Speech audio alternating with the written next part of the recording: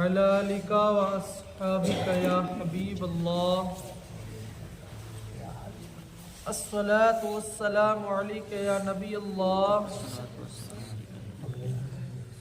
وعلى آلك وأصحابك يا نور الله نويت سنة الاعتكاف أعوذ بالله من الشيطان الرجيم بسم الله الرحمن الرحيم وَإِن كَانَ ذُو عُسْرَةٍ فَنَظِرَةٌ إِلَى مَيْسَرَةٍ وَأَن تَصَدَّقُوا خَيْرٌ لَكُمْ إِن كُنتُمْ تَعْلَمُونَ۔ ترجمہ کنز ایمان۔ اور اگر قرض دار تنگی والا ہے تو اسے مہلت دو آسانی تک، اور قرض اس پر بالکل چھوڑ دینا تمہارے لیے اور بھلا ہے اگر جانو۔ وَإِن كَانَ ذُو عُسْرَةٍ، اور اگر مقروض تنگ دست ہے، یعنی تمہارے قرض داروں میں سے اگر کوئی تنگ دستی کی وجہ سے تمہارا قرض ادا نہ کر سکے تو اسے تنگ دستی دور ہونے تک مہلت دو، اور تمہارا تنگ دست پر اپنا قرضہ صدقہ کر دینا یعنی معاف کر دینا تمہارے لیے سب سے بہتر ہے اگر تم یہ بات جان لو، کیونکہ اس طرح کرنے سے دنیا میں لوگ تمہاری اچھی تعریف کریں گے اور آخرت میں تمہیں عظیم ثواب ملے گا۔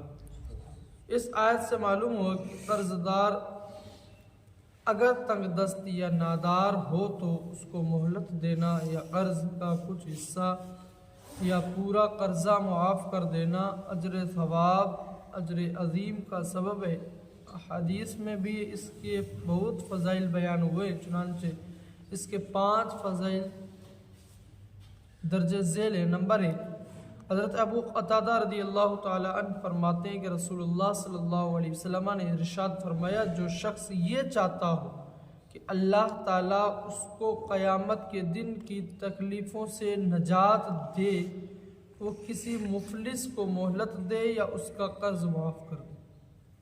نمبر 2، حضرت ابو ہریرہ رضی اللہ تعالی عنہ سے روایت ہے کہ نبی اکرم صلی اللہ علیہ وسلم نے ارشاد فرمایا، جس نے تنگ دست کو مہلت دی یا اس کا قرض معاف کر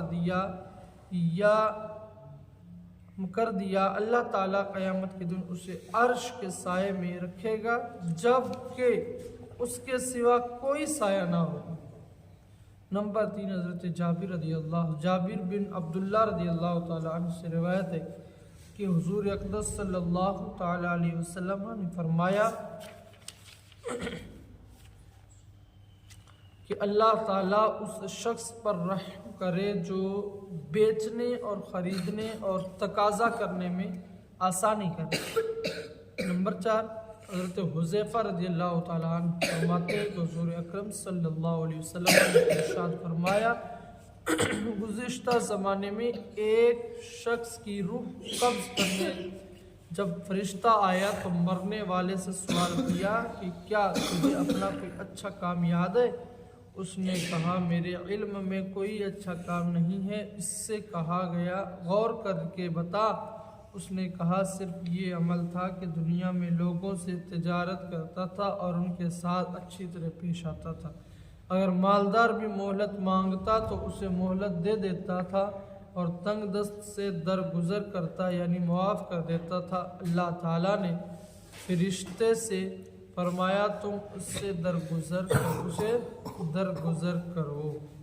نمبر 5، اور صحیح مسلم کی ایک اور روایت میں ہے کہ اللہ تعالیٰ نے اپنی بارگاہ میں حاضر اس معاف کرنے والے مالدار پر آسانی کرنے اور تنگ دست کو مہلت دینے والے شخص سے فرمایا، میں تجھ سے زیادہ معاف کرنے کا حقدار ہوں، اے فرشتوں میرے اس بندے سے درگزر کرو۔ امام فخر الدین رازی رحمۃ اللہ علیہ فرماتے ہیں، منقول ہے کہ ایک مجوسی پر امام ابو حنیفہ رضی اللہ تعالی عنہ کا کچھ مال قرض تھا۔ آپ رضی اللہ تعالیٰ عنہ اپنے قرض کی وصولی کے لیے اس مجوسی کے گھر کی طرف گئے۔ جب اس کے گھر کے دروازے پر پہنچے تو اتفاق سے آپ رضی اللہ تعالیٰ عنہ کے جوتے پر نجاست لگ گئی۔ آپ رضی اللہ تعالیٰ عنہ نے نجاست چھڑانے کی غرض سے اپنے جوتے کو جھاڑا تو آپ رضی اللہ تعالیٰ عنہ کے اس عمل کی وجہ سے کچھ نجاست اڑ کر مجوسی کی دیوار کو لگ گئی۔ یہ دیکھ کر آپ پریشان ہو گئے اور فرمایا کہ اگر میں نجاست کو ایسے ہی رہنے دوں تو اس سے اس مجوسی کی دیوار خراب ہو رہی ہے، اور اگر میں اسے صاف کرتا ہوں تو دیوار کی مٹی بھی اکھڑے گی۔ اسی پریشانی کے عالم میں آپ رضی اللہ تعالیٰ عنہ نے دروازہ بجایا تو ایک لونڈی باہر نکلی۔ آپ رضی اللہ تعالیٰ عنہ نے اس سے فرمایا اپنے مالک سے کہو کہ ابو حنیفہ دروازے پر موجود ہے۔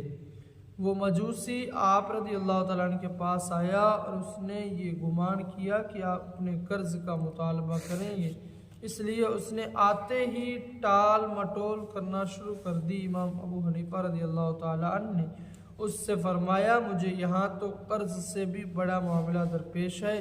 پھر آپ رضی اللہ تعالیٰ عنہ نے دیوار پر نجاست لگنے والا واقعہ بتایا اور پوچھا کہ اب دیوار صاف کرنے کی کیا صورت ہے۔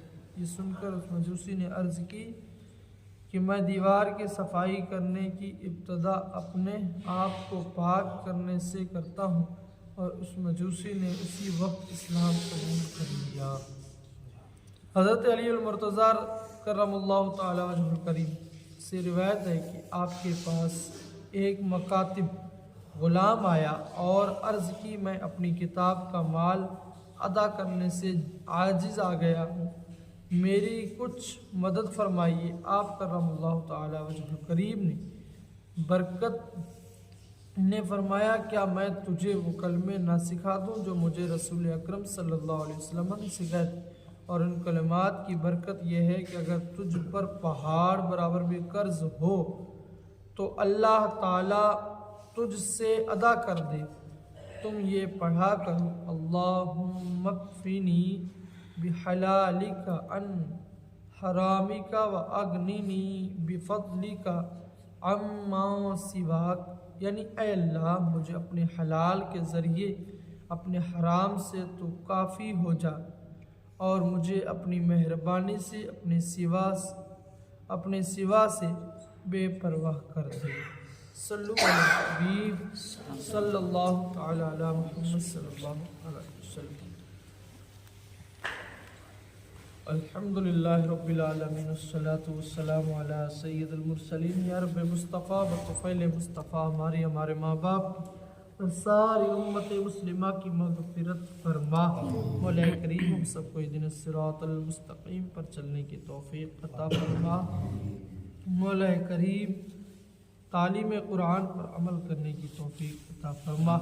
مولا کریم ارشاد بقول مولا کریم حضرت امام اعظم ابو حنیفہ رضی اللہ تعالی عنہ کی نصیحتوں پر عمل کرنے والا بنا۔ مولا کریم ان کے ارشادات پر عمل کرنے کی توفیق عطا فرما۔ مولا جو آج ہم نے قرض کے بارے میں سنا، مولا ان ساری باتوں پر عمل کرنے کی توفیق عطا فرما۔ سچا پکا عاشق رسول پرہیزگار مولا ماں باپ کا فرما بردار بنا۔ بلغ العلا بکمالہ کشف الدجا بجمالہ حسنت جمیع خصالہ صلو علیہ وآلہ وصحبہ اجمعین برحمتک یا ارحم الراحمین بحق لا الہ الا انت۔